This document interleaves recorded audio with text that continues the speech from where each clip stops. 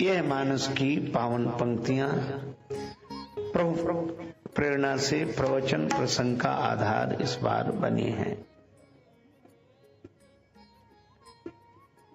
जब जब हो ये धर्म कै हानि, बाढ़ई असुर अधम अभिमाने। नाना पुराण निगमागम सम वाक्य के आधार पर श्री तुलसीदास जी द्वारा प्रस्तुत यह पंक्तियां श्रीमद् भगवत गीता के उस श्लोक का अनुवाद है। यदा यदा हि धर्मस्य ग्लानिर्भवति भारत, अभ्युत्थानम् अधर्मस्य तदात्मानं सृजाम्यहम्। भगवान कहते जब जब धर्म की हानि ही नहीं ग्लानि हो जाए, हानि तो तब जैसे कोई व्यक्ति किसी दुकान में रखे हुए सामान को खरीदे तो नहीं, पर देखने का मन हो, और ग्लानि तो तब जब देखने का भी मन ना हो। जब ऐसी स्थिति आ जाए कि धर्म को जीवन में उतारने की स्थिति भले ही ना हो, पर सुनना अच्छा लगे, समझना अच्छा लगे, तब तक हानि है। और जब धर्म सुनने में भी अच्छा न लगे, धर्म की बात करना भी अच्छा न लगे, तो ग्लानि हो गई। और ऐसी स्थिति जब जब निर्मित होती है, तब तब भगवान अवतार लेते हैं। तो भगवान के अवतरण की जो ऐसी परिस्थिति है, उसका सूत्र श्री रामचरितमानस में इस तरह दिया। महाराज प्रताप भानु अकेले ही जंगल में भटक गए। सूर्यास्त हो गया था, अब रात्रि हो गई। बाराह गुफा में प्रवेश कर गया। अब क्या करें, लौटते न बने। तो श्री तुलसीदास जी कहते हैं, फिरत विपिन आश्रम एक देखा। वन में भटकते हुए महाराज प्रताप भानु ने एक आश्रम देखा। अब श्री तुलसीदास जी का व्यंग समझने जैसा है। रात्रि में कुछ दिखाई देगा जो देखा, तो यह कहा जा सकता है कि भाई रात्रि उजेली रही होगी, चंद्रमा के प्रकाश में देखा। अब प्रताप भानु भटक गए। संकेत क्या है कि सूर्य के प्रकाश में थे तब नहीं भटके, चंद्रमा के प्रकाश में भटक गए। तो सूर्य ज्ञान का स्वरूप है। बंदौ गुरुपद कंज कृपा सिंधु नर रूप हर, महामोह तम पुंज जासु बचन रविकर निकर। जासु ज्ञान रवि भव निशिनासा, वचन किरण मुनि कमल विकासा। तो सूर्य ज्ञान का स्वरूप है और चंद्रमा मन का देवता है। चंद्रमा मन सो जाता है। तो सूर्य के प्रकाश में रहना, ये ज्ञान के प्रकाश में रहना है, और चंद्रमा के प्रकाश में रहना, ये तो मन के प्रकाश में रहना है। तो जब कोई ज्ञान के प्रकाश में रहता है तो गुरुमुखी होता है, और जब कोई मन के प्रकाश में रहता है तो मनमुखी होता है।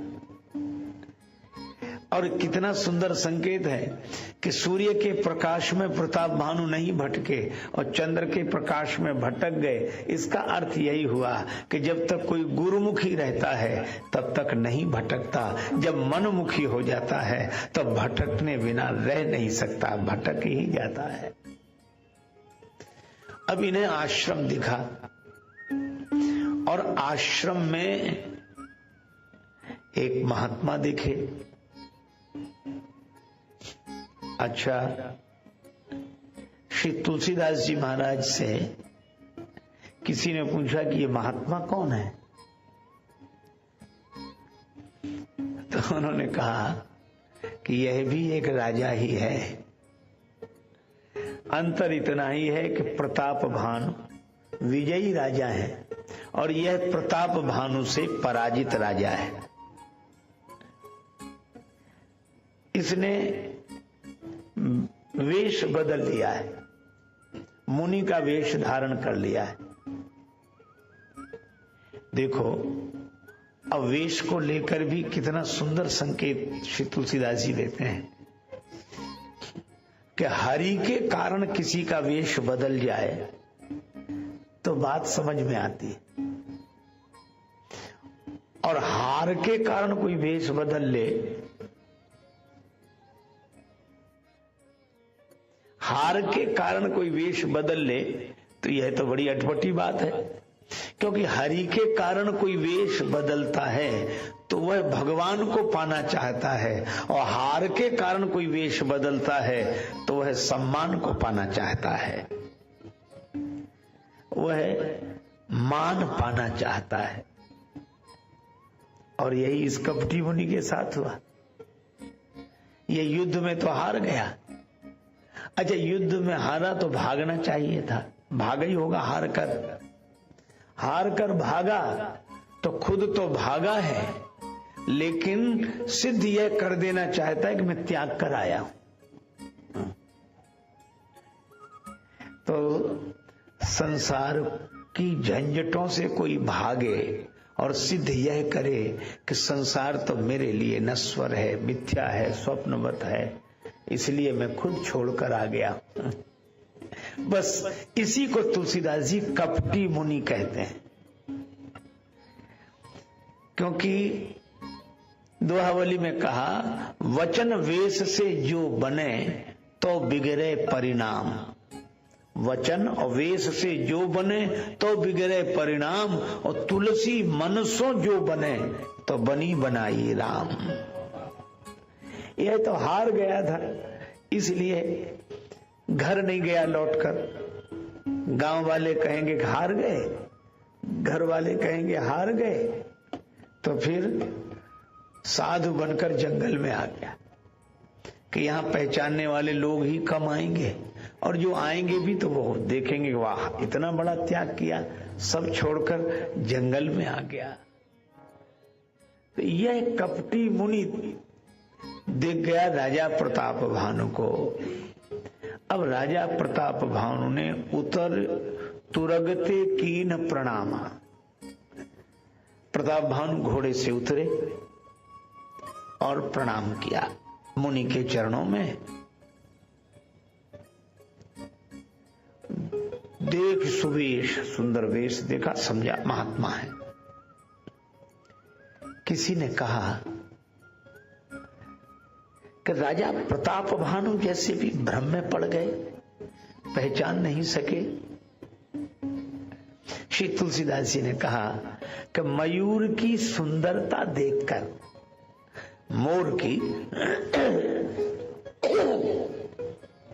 मयूर की सुंदरता देखकर किसे यह भरोसा आएगा कि इसका भोजन सांप है।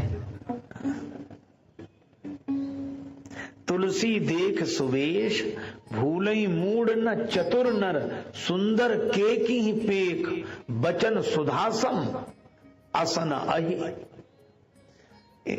मयूर बोलता है तो ऐसे अमृत जैसा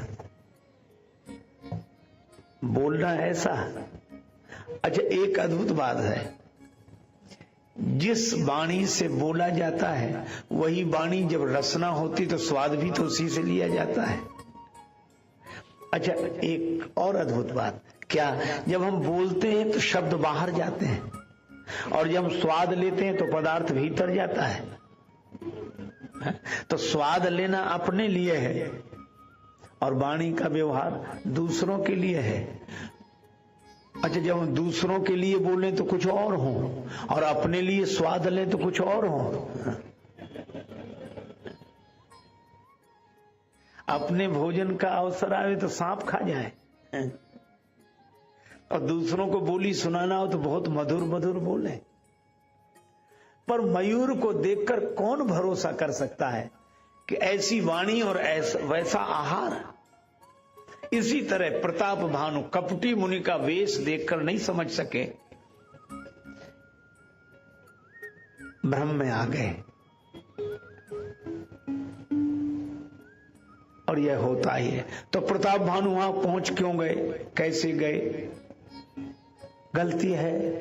तुलसीदास जी बोले कि देखो, अपने जीवन को सही दिशा देने की प्रेरणा कथाओं से लेनी चाहिए।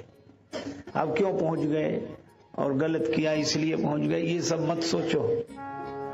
तुलसी जसी भवितव्यता तैसई मिलई सहाय, आप न आवई ताहि ताहि तहां ले जाए। ये होनी ऐसी ही होती है, जो होना होता है वो होकर रहता है। पल से पल में क्या हो जाए पता नहीं तकदीर का, गति ब्रह्मा की टरे न टारे अजब खेल रघुवीर का। गति ब्रह्मा की टरे न टारे अजब खेल रघुवीर का। पल से पल में क्या हो जाए पता नहीं तकदीर का, गति ब्रह्मा की टरे न टारे अजब खेल रघुवीर का, अजब खेल रघुवीर। भक्त की भावना तो यही है कि ये सब भगवान का खेल है। भगवान शंकर कहते हैं, बोले बिहसी महेश तब ज्ञानी मूढ़ न कोय, जेहि जब रघुपति करई जस सो तस ते ही छन हो। यह भगवान की लीला है, परमात्मा का संकल्प है। इस संसार की गतिविधियों पर नहीं अधिकार किसी का है, जिसको हम परमात्मा कहते ये सब खेल उसी का है। जिसको हम परमात्मा कहते ये सब खेल उसी का है। इस संसार की गतिविधियों पर नहीं अधिकार किसी का है, जिसको हम परमात्मा कहते ये सब खेल उसी का है।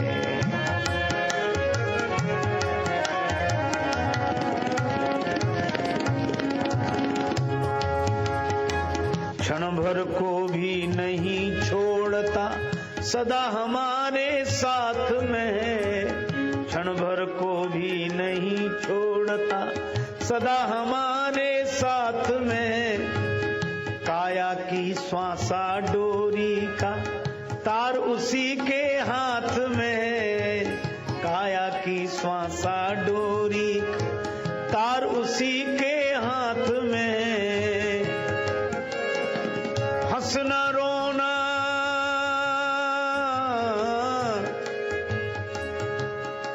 हंसना रोना जीना मरना सब उसकी मर्जी का है, जिसको हम परमात्मा कहते ये सब खेल उसी का है।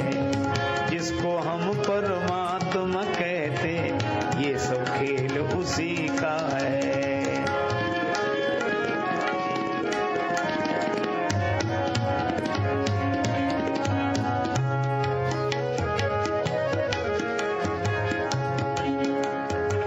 निर्धन धनी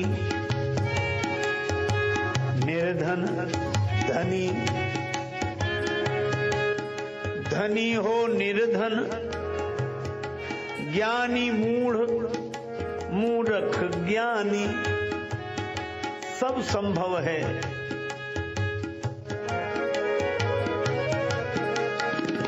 निर्धन धनी धनी हो निर्धन, ज्ञानी मूढ़ मूर्ख ज्ञानी, सब कुछ अदल बदल देने में कोई नहीं उस उसकी सानी, समझदार भी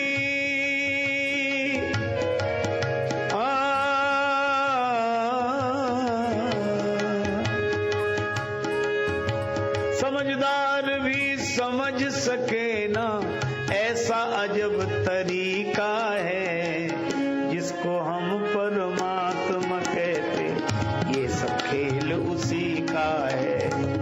जिसको हम परमात्मा कहते, ये सब खेल उसी का है।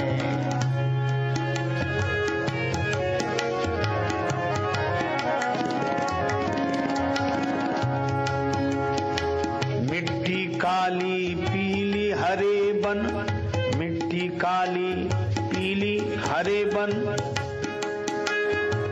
आसमान का रंग नीला, सूर्य सुनहरा चंद्रमा शीतल, सब कुछ उसकी ही लीला। सुनहरा सूर्य सुनहरा चंद्रमा शीतल, सब कुछ उसकी ही लीला। सबके भीतर स्वयं छिप गया, सबके भीतर स्वयं छिप गया, सृजनहार सृष्टि का है जिसको हम परमात्मा कहते, ये सब खेल उसी का है। जिसको हम परमात्मा कहते, ये सब खेल उसी का।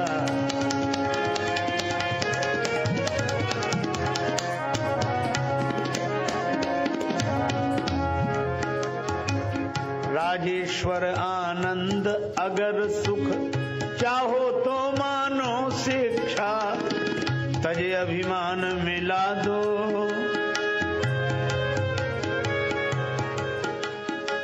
तजे अभिमान मिला दो उसकी इच्छा में अपनी इच्छा। यही भक्ति का भाव है प्यारे, यही भक्ति का भाव है प्यारे, सूत्र यही मुक्ति का है जिसको हम परमात्मा कहते, ये सब खेल उसी का है। जिसको हम परमात्मा कहते, ये सब खेल उसी का है। जिसको हम परमात्मा कहते, ये सब खेल उसी का है। अब देखो, बस ये भगवान की लीला है। इसमें ऐसे सोचो, ऐसा होना था, हुआ। पर इस होने से यह प्रेरणा लें कि हमारे जीवन में ऐसा न हो। भवितव्यता के कारण प्रताप भानु पहुंच गए कपटी मुनि के पास। देख सुवेश महामुनि जाना, कोई पहुंचे हुए महात्मा।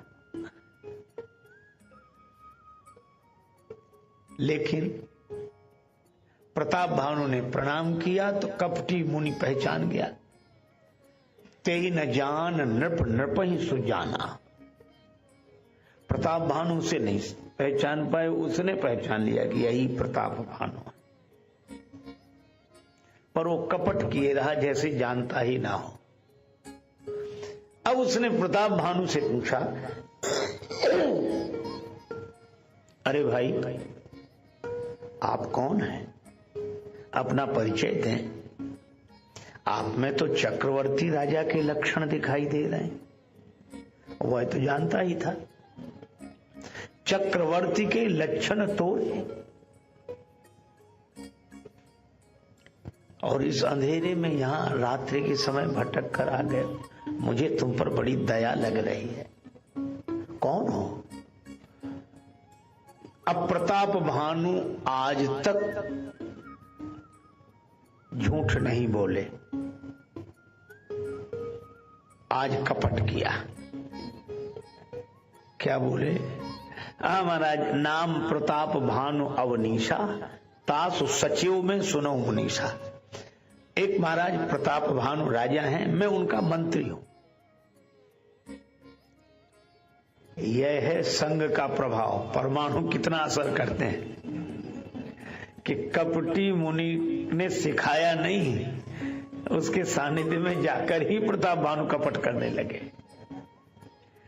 इसीलिए को न कुसंगति पाए नसाई, छाड़ी मन हरि विमुखन को संग। उनके कहने से नहीं, तिनके संग कुबुधि उपजता है, संग से ही परत भजन में भंग। निर्मल चित्त महापुरुषों का दर्शन करने से चित्त निर्मल होता है, और कपटी मुनि को देख लेने से जीवन में अनायास ही कपट प्रवेश कर जाता है। अब यह झूठ ही प्रताप भानु के लिए समस्या बन गया। एक झूठ बोला था, सिर्फ एक कदम उठा था गलत राहे शौक में, सिर्फ एक कदम उठा था गलत राहे शौक में, मंजिल तमाम उम्र मुझे ढूंढती रही। एक कदम। इसलिए भाई कोई कहे कि हमने जहर बोतल भर के थोड़े पिया, एक बूंद पिया था, तो था तो जहर ही। इसलिए श्री तुलसीदास जी ने कहा कि इनको कभी छोटा नहीं समझना चाहिए। रिपु रुज पावक पाप प्रभु अहि गनीय न छोट करे। रिपु माने शत्रु को कभी छोटा न समझे, रुज रोग को छोटा न समझे, आग इतनी सी चिंगारी हो रही दिख रही, छोटा न समझे, और पाप को कभी छोटा न समझे। कई बार लोग कहते ये तो चलता है, तो वो तो चलता है। इसलिए भाई एक झूठ बोला बस। कपटी मुनि कुछ नहीं बोला, वह तो कपट में बड़ा प्रवीण। अब ऐसा करो, रात्रि हो गई है, विश्राम करो, यहीं ठहर जाओ। ठहर गया। अब रात्रि का समय जैसे ही आया तो सत्संग के लिए बैठ गया और यह कहा कि महाराज अब देखो सत्संग भी किस तरह हो रहा है। अब इसने महात्मा से न तो आत्मा के बारे में पूछा, न परमात्मा के बारे में पूछा, न आपका नाम क्या है, आपका जन्म कहां हुआ। कपटी मुनियों के पास सत्संग भी शरीर से ही शुरू होता है, जन्म का और नाम क्या। बस कपटी मुनि तो इसी की प्रतीक्षा में था, ऐसा नाम बताया कि प्रताप भानु ने आज तक नहीं सुना था। कहने लगा मेरा नाम एक तनु है।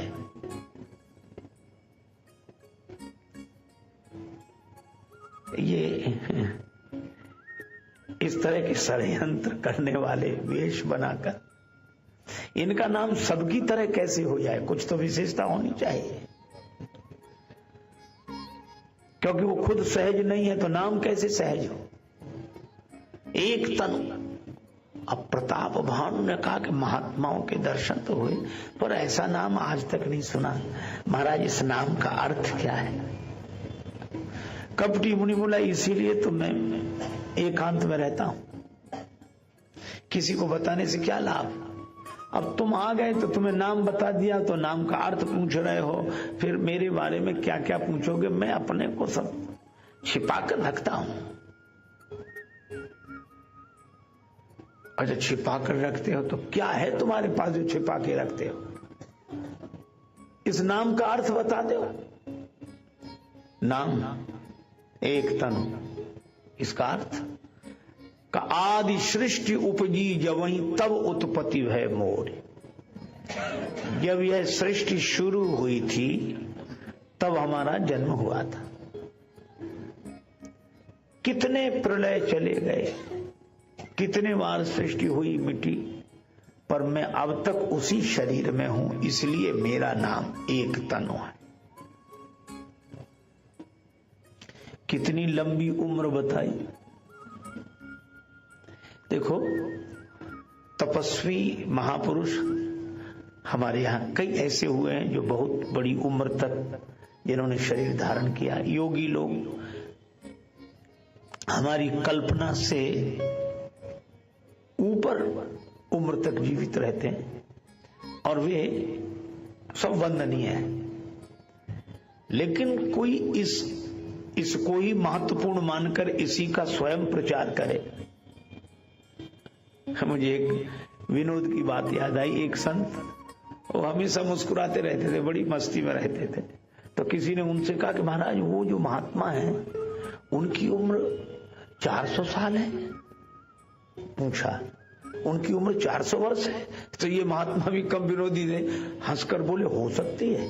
क्यों? बोले 600 साल से तो हम ही उनको ऐसे ही देख रहे हैं, 600 वर्ष से। लेकिन कुछ लोगों का इसमें बहुत रस होता है, तो उसका फायदा उठाते हुए कपटी मुनि ने कहा कि जब से सृष्टि हुई है तब से मैं आज तक उसी शरीर में हूं, शरीर मैंने छोड़ा नहीं। अच्छा, ऐसे कहने वाले मिल जाएं तो कोई आश्चर्य नहीं। आश्चर्य तो तब होता है जब प्रताप भानु जैसे विवेकी पुरुष ने ये बात मान ली। कहने वालों का आश्चर्य नहीं है, आश्चर्य तो उन मानने वालों पर है जो सत्संगी होते हुए भी ऐसी बातें मान लेते हैं। जबकि नियम यह है, सुख पाता रहा जो सदा जग में, उसे आखिर में दुख पाना पड़ा। पछताया नहीं जो कभी भी कहीं, उसे अंत समय पछताना पड़ा। कोई फूल न बाग में ऐसा खिला, खिलके न जिसे मुरझाना पड़ा। विधि का यह अटल विधान रहा, जिसे आना पड़ा उसे जाना पड़ा। नियम है। फरा सो झरा जो बरा सो बुताना। भगवान श्री कृष्ण गीता में यही कहते हैं, जिसका जन्म उसकी मृत्यु ध्रुव सत्य है। पर यह कहता है कि हम पैदा तो हुए मरे नहीं।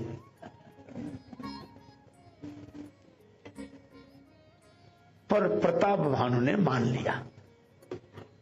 अच्छा, पहली बात तो यही है, वो कहता है कि जब से सृष्टि शुरू हुई, तो इससे पूछो कब से हुई? बस जब से हुई। अच्छा, इसमें भी अगर ज्ञानी महापुरुषों के ढंग से विचार करें तो यह जब सृष्टि शुरू हुई होगी तब तो किसी का भी कोई पिछला जन्म नहीं रहा होगा, और जब पिछला कोई जन्म नहीं रहा होगा तो कोई कर्म नहीं रहे होंगे, और कर्म नहीं रहे होंगे तो कोई भाग्य, कोई प्रारब्ध नहीं बना होगा। तो जब सृष्टि शुरू हुई तो यह जीवन जो मिला वह किस प्रारब्ध के अनुसार आगे चला? तो इसका उत्तर देने वाले कहते हैं कि जब प्रलय हुई थी तब के संस्कार थे, सृष्टि आरंभ होने पर फिर शुरू हो गए। जैसे आदमी सोता है सवेरे फिर अपने काम में लग जाता है। तो प्रश्नकर्ता ने कहा कि नहीं नहीं, हम प्रलय की बात पूछे, हम तो कह रहे जब सृष्टि शुरू हुई तब। तो कहा कि तब तो बड़ी कुछ समझ में नहीं आ रहा है। तो मुझे तो एक ही बात लगी। एक संत ने कहा कि संसार में समझदारी से रहो, इस संसार को समझने की कोशिश मत कर।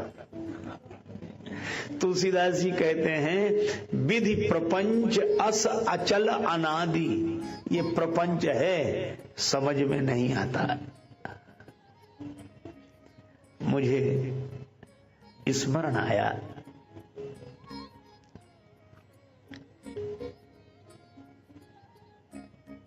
हम सब के लिए, सब संतों के लिए कल्प वृक्ष की तरह संत शिरोमणि पूज्यपाद श्री स्वामी अखंडानंद जी महाराज एक उल्लेख करते हैं ग्रंथ में कि मैंने पूज्य श्री उड़िया बाबा जी महाराज से पूछा कि बाबा,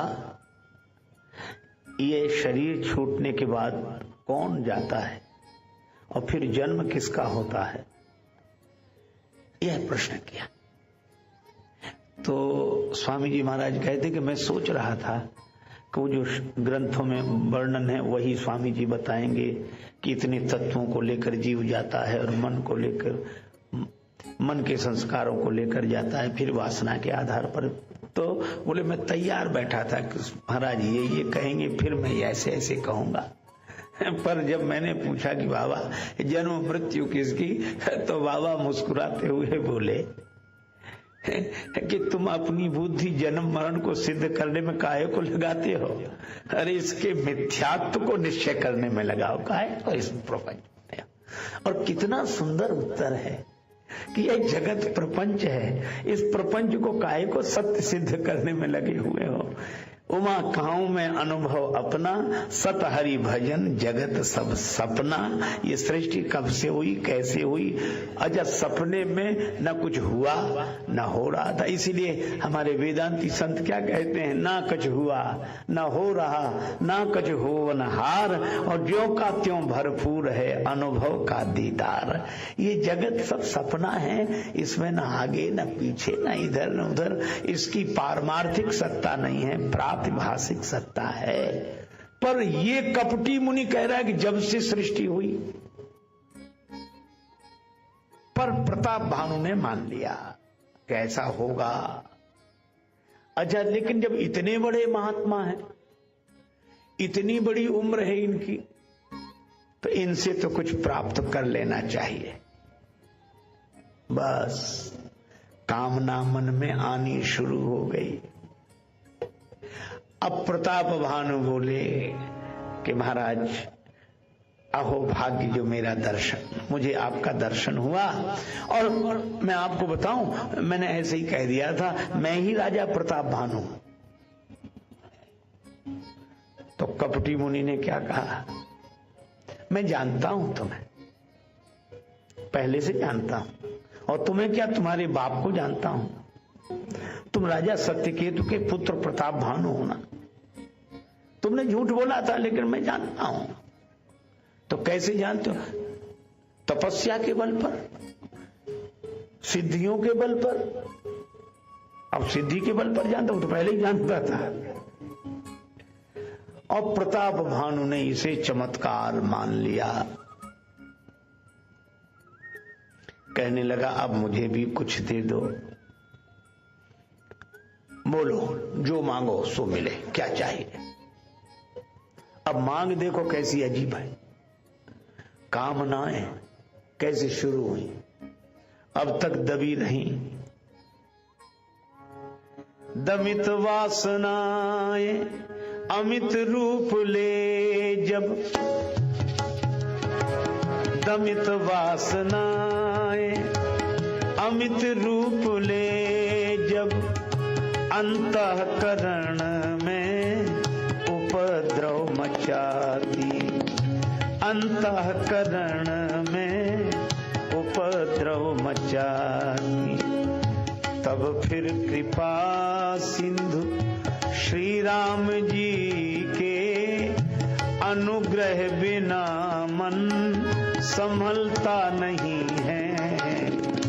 परिश्रम करे कोई कितना भी, लेकिन कृपा के बिना काम चलता नहीं है। परिश्रम करे।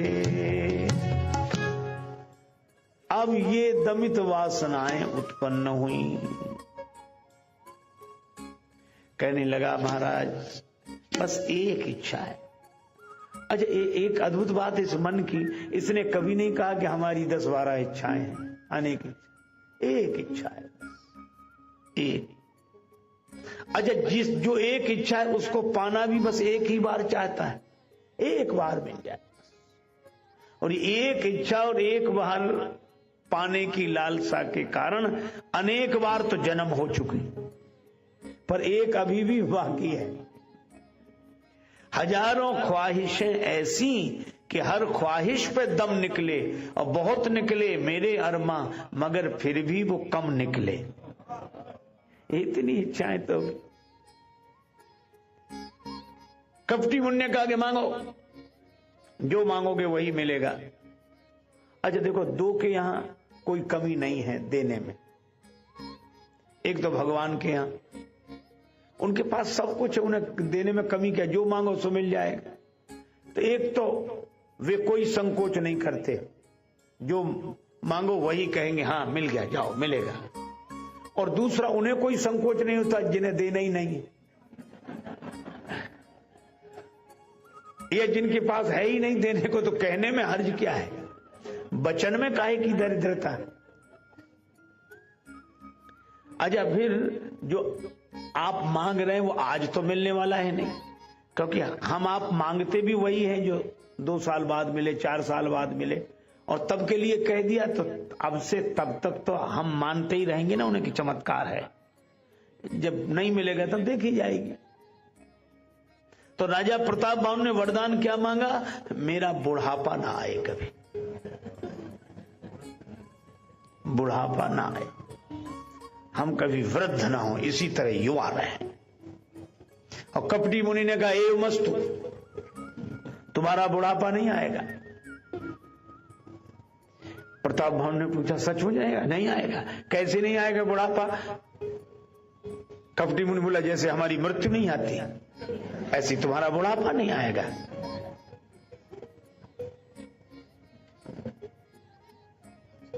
और राजा प्रताप बाहु ने मान लिया कि बुढ़ापा नहीं आएगा। अब ठीक है, वृद्धावस्था में बड़ा कष्ट, पराधीन हो जाता है जीवन, ये युवा अवस्था हमेशा रहे। वाह वाह वाह, बहुत बड़ी कृपा, आपकी बड़ी कृपा। कपटी मुनि ने कहा आप तो प्रसन्न हो? हाँ महाराज। लेकिन थोड़ी देर बाद प्रताप भानु ने सोचा कि बुढ़ापा तो नहीं आएगा, लेकिन मृत्यु तो आ सकती है। तो यह वरदान हुआ कि श्राप? जैसे कोई किसी से कहे कि तुम्हारा बुढ़ापा ना आए, मतलब जवानी में ही सांप। तो ये वरदान है कि श्राप? तो प्रताप बाहु ने पूछा कि बुढ़ापा तो नहीं आएगा, मृत्यु? हाँ वो तो आ सकती है। अरे महाराज तो एक कृपा और करो, हमें ज्यादा तो हमारी इच्छा ही नहीं, एक और। क्या? मृत्यु ना आवे। कपटी मुनि ने कहा कि जाओ नहीं आएगी। क्यों नहीं आएगी? हमने कह दिया इसलिए नहीं आएगी। नहीं आएगी।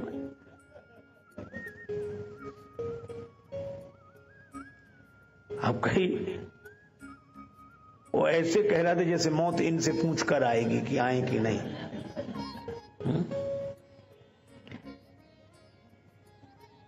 नहीं आएगी मृत्यु। प्रताप भानु का अब ठीक है, बुढ़ापा भी नहीं आएगा, मृत्यु भी नहीं आएगी, लेकिन शरीर के रोग, डायबिटीज, ब्लड प्रेशर, सर्दी, जुकाम, बुखार, हाँ ये तो आ सकते हैं, ये तो आ सकते हैं। तो महाराज बस एक वरदान, और एक एक करते तीसरा हो गया। ये क्या? जरा मरण और दुख रहित तन, शरीर में कोई दुख न रहे, बुढ़ापा ना हो, मृत्यु ना हो, कोई शारीरिक पीड़ा ना रहे, बस यही चाहता। कपटी मुनि बोला एव मस्तु, ऐसा ही होगा, न तुम्हारी बुढ़ापा आएगा तुम्हें, न तुम्हारी मृत्यु होगी, न तुम्हारी कोई शारीरिक पीड़ा होगी। अब ठीक है महाराज, अब मेरा बुढ़ापा नहीं आएगा, अब मेरी मृत्यु नहीं होगी, अब मेरा शरीर रोगी नहीं होगा। महाराज सब मिल गया, सब मिल गया, बस। अच्छा, एक इच्छा निवृत्त होती है तो दूसरी इच्छा पैदा होने में देर कितनी लगती है? तो तुरंत बोला, लेकिन एक बात है महाराज। क्या? युद्ध में तो कोई मुझे हरा सकता है। हाँ, युद्ध में तो हार जीत तो लगी रहती है, हार सकते हो। अच्छा, तो शारीरिक तो कोई पीड़ा नहीं रहेगी, पर ये मानसिक वेदना मैं कैसे सह पाऊंगा? हार की वेदना, जो जीवन भर जीतता रहा वो हार जाए। तो एक वरदान और देता, समर जीते जनि को, मुझको कोई युद्ध में न जीत पावे। कपटी मुनि बोला ऐसा ही होगा, मांग ले, आज जी खोलकर मांग ले, जो मांगना हो सो मांग ले। अब झूठों के लिए कहने में हर्ज क्या है? अब ठीक है, बुढ़ापा नहीं आएगा, मृत्यु नहीं होगी, शरीर में कोई पीड़ा नहीं होगी, युद्ध में कोई जीतेगा नहीं। हाँ, लेकिन एक बात पूछे, अब फिर लेकिन क्या हमारे अलावा और भी तो राजा रहेंगे? हाँ, ये तो धरती अनेक राजा रहेंगे। नहीं, एक छत्र, यही वरदान और दे दो, हमारा ही राज्य रहे और कोई हमारे अलावा दूसरा राजा ना हो। कपटी मुनि बोला एवं मस्तु, ऐसा ही होगा। अच्छा, मैं ही राजा रहूं और तो कोई नहीं ना, लेकिन मेरे शत्रु तो रहेंगे। हार भले ही जाए हमसे, पर हमें मानेंगे तो नहीं, और किसी को जबरदस्ती तो मनवाया नहीं जा सकता। हाँ, ये तो है। तो एक वरदान और, एक छत्र रिपुहीन मही, शत्रुओं से रहित हो पृथ्वी। अच्छा, ठीक है, यह भी होगा। तो अब तो चुप हो जाना चाहिए, सब मिल गया। बुढ़ापा नहीं आएगा, मृत्यु नहीं होगी, कोई शारीरिक पीड़ा नहीं रहेगी, युद्ध में कोई जीत नहीं पाएगा, इन्हीं का राज्य रहेगा, कोई शत्रु नहीं रहेगा पृथ्वी पर। लेकिन तो भी एक इच्छा रह ही गई। कौन सी? महाराज, ऐसा राज्य हमारा कितने दिन होगा? बोला अब ये कोई ठिकाना, जितने दिन चल जाए। बोला ऐसा नहीं, एक वरदान और, राज कल्प सत हो, 100 कल्पों तक मेरा राज्य रहे। कितनी इच्छाएं हैं। अच्छा, अब ये प्रताप भानु की कथा तो केवल संदेश देती है। अगर हमें भी मौका मिल जाए तो इतनी इच्छाएं निकल पड़े जिनका हमें खुद पता नहीं है अभी। और वही प्रताप भानु के साथ हुआ। इतनी मन की वासनाएं, इतनी मन की कामनाएं,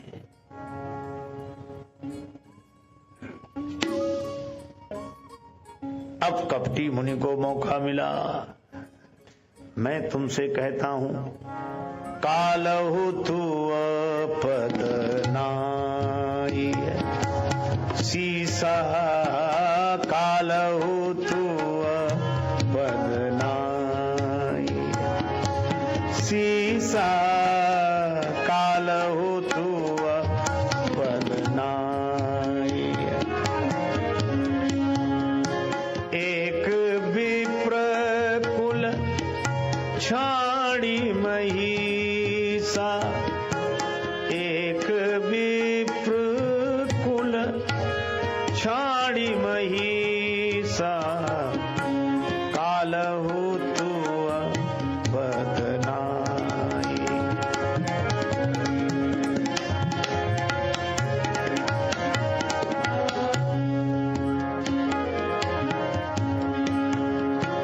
कालहु तू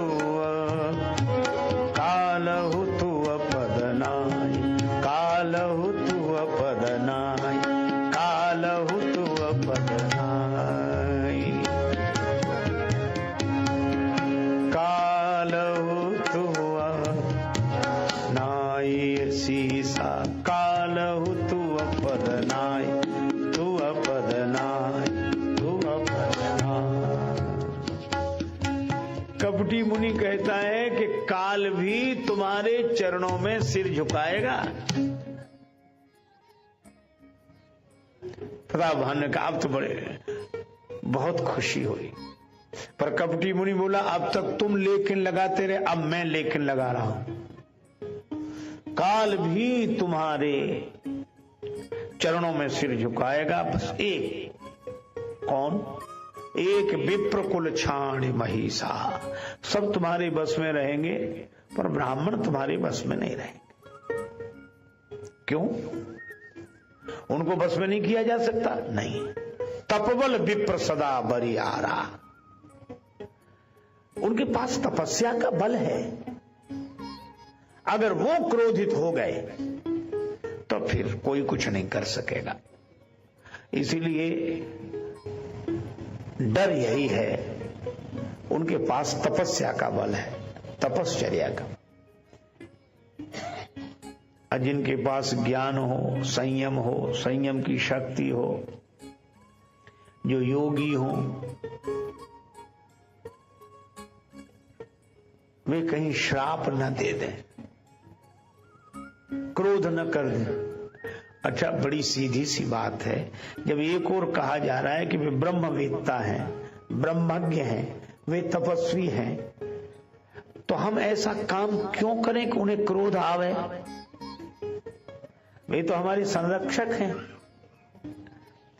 अच्छा, उनके हिसाब से ही चलना चाहिए, उनके ढंग से चलना चाहिए। महाजनों एन गता सपंथा, महापुरुष जिस मार्ग से चले उस पर चले, वो जो रास्ता बताएं उस पर चले। पर कपटी मुनि ने सलाह क्या दी कि तुम उनके हिसाब से मत चलो, उन्हें अपने हिसाब से चलाओ, उन्हें अपने बस में करो। अब यह बड़ी अटपटी बात है। हमारी शारीरिक संरचना इस तरह की है कि हमारे ये जो 4 वर्ण हैं वो प्रत्येक के शरीर में ही हैं। वेद मंत्र है, आप तो जानते ही हैं, ब्राह्मण मुखमासीत बाहु राजन्या। ये ब्राह्मण है, सिर मुख, ये हाथ क्षत्रिय है, उदर वैश्य है, चरण शूद्र है। और मुझे तो लगता है कि इन्हीं की प्रधानता से सारी सृष्टि भगवान ने बनाई, पूरा विश्व ब्रह्मांड बनाया। चातुर्वर्ण्यम मया सृष्टम गुण कर्म विभागशा। ये 4 वर्ण प्रत्येक के शरीर में है, कहीं और ढूंढने जाने की जरूरत नहीं, और जहां है वो व्यवस्था की दृष्टि से है। पर परमात्मा की संरचना में यह 4 वर्ण है। अच्छा, आप देखो ब्राह्मण का काम क्या है? ज्ञान देना और ज्ञान रखना, समझ रखना। आप ये देखो, सबको ज्ञान देने वाला सबके शरीर में यही केंद्र है, दिमाग, यही सबको ज्ञान देता है। और ज्ञानेंद्रियां लगभग सब यही है। नेत्रों को रूप का ज्ञान है, श्रवण को शब्द का, नासिका गंध का, रसना स्वाद का, त्वचा तो स्पर्श का, तो यहां भी त्वचा है। तो ये ज्ञान का केंद्र तो यही है, ये सबको ज्ञान देता है। अच्छा, इसीलिए ज्ञान का सम्मान होता है। तिलक यहीं लगाते हैं, मुकुट यहीं पहनाते हैं, माला यहीं। अच्छा, मान लो किसी की खोपड़ी में, सिर में ज्ञान ना भी हो तो भी मुकुट यहीं पहनाएंगे, माला यहीं पहनाएंगे। यही तो रामचरितमानस में कहा, पूजिए विप्रशील गुणहीन। अगर नहीं भी हो तो भी इसकी पूजा करते हैं। ये ज्ञान, सबको ज्ञान यहीं से मिलता है।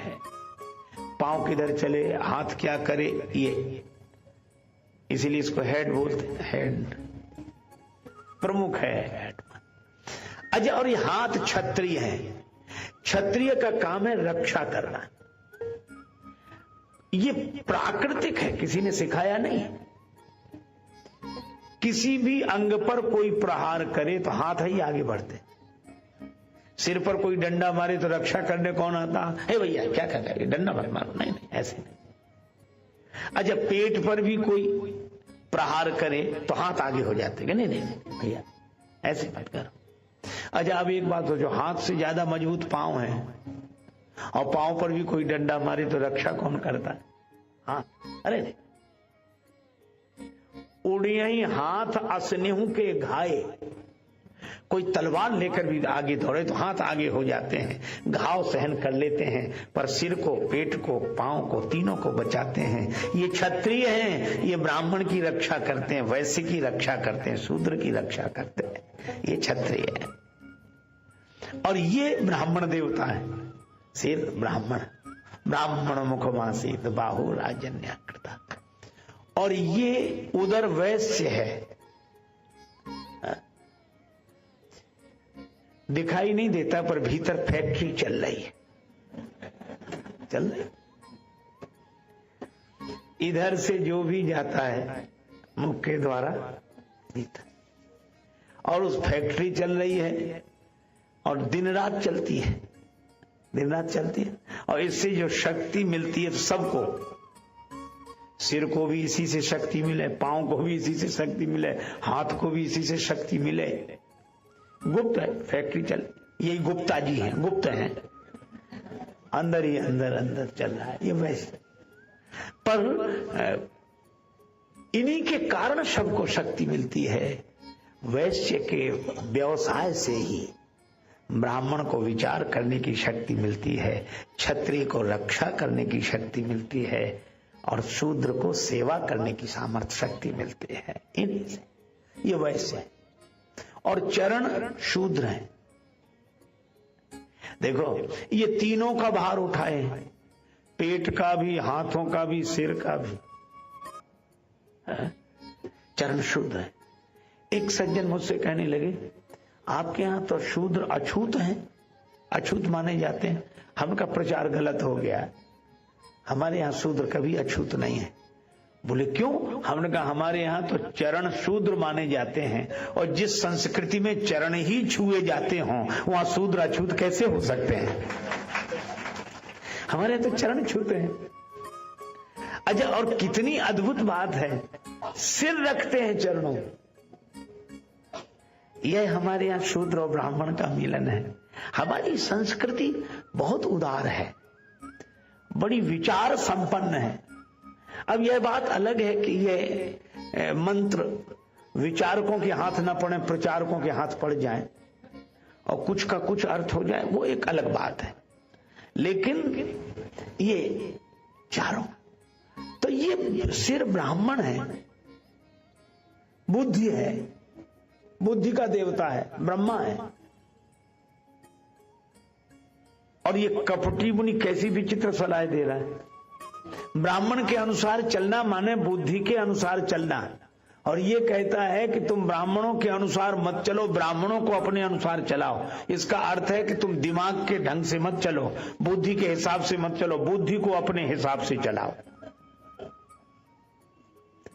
बुद्धि के हिसाब से चलने वाले बुद्ध हो जाते हैं, और बुद्धि को अपने हिसाब से चलाने वाले बुद्धू रहते हैं। इसलिए हमेशा बुद्धि। अच्छा, और अपने यहां वेदों से लेकर श्री हनुमान चालीसा तक हम सनातन धर्मियों ने, भक्तों ने एक ही वरदान मांगा, एक पवित्र बुद्धि का। गायत्री मंत्र में भी पवित्र बुद्धि की प्रार्थना है, धियो यो न प्रचोदयात्। श्री रामचरितमानस में जासु कृपा निर्मल मति पावो, और श्री हनुमान चालीसा तक में कुमति निवार सुमति के संगी। क्योंकि दिमाग अगर ठीक है तो सब ठीक है। एक आदमी बोला हमारा तो पेट खराब हो गया, क्यों? खा गए ज्यादा, वो कहते रहे तो रोका नहीं था। बोले दिमाग में तो आई बात कि ना खाओ, लेकिन हम स्वाद में खा गए, तो पेट बाद में खराब हुआ, पहले दिमाग खराब हुआ। अच्छा, जिसके जीवन में भी जो कुछ खराबी आती है, बुद्धि पहले खराब होती है। इसीलिए कहते हैं विनाश काले विपरीत बुद्धि। विनाश का समय हो तो बुद्धि विपरीत हो जाती है, और बुद्धि विपरीत ना हो तो कुछ भी विपरीत ना हो। काल दंड गए काहू न मारा, हरई धर्म बल बुद्धि विचारा। और मुझे लगता है कि देखो, दशरथ जी गुरु जी के अनुसार चले, वशिष्ठ जी के अनुसार चले, और वशिष्ठ जी ब्राह्मण हैं, गुरुदेव हैं, विमल बुद्धि के रूप हैं। तो दशरथ जी उनके अनुसार चले तो उनके घर में राम प्रकट हो गए। और प्रताप भानु ब्राह्मणों के अनुसार नहीं चले, ब्राह्मणों को अपने ढंग से चलाना चाहा तो रावण बने। जो बुद्धि के हिसाब से चलते हैं उनके जीवन में परमात्मा का अवतरण होता है, और जो बुद्धि को अपने ढंग से चलाते हैं उनके जीवन में राक्षसत्व आता है, रावणत्व आता है। यह कथा यही संकेत करती है। अगर आपको यह वीडियो पसंद आई हो तो हमारे चैनल रामायणी को सब्सक्राइब करें और इस वीडियो को लाइक करके महाराज जी के लिए अपना प्यार प्रकट करें। आप इस वीडियो को शेयर करें ताकि ये वीडियो ज्यादा से ज्यादा लोगों तक पहुंच सके, और कमेंट्स में अपने विचार और सुझाव दें जिससे हम आपके लिए ऐसे ही वीडियोस और पेश कर सके। जय श्री सीताराम जी।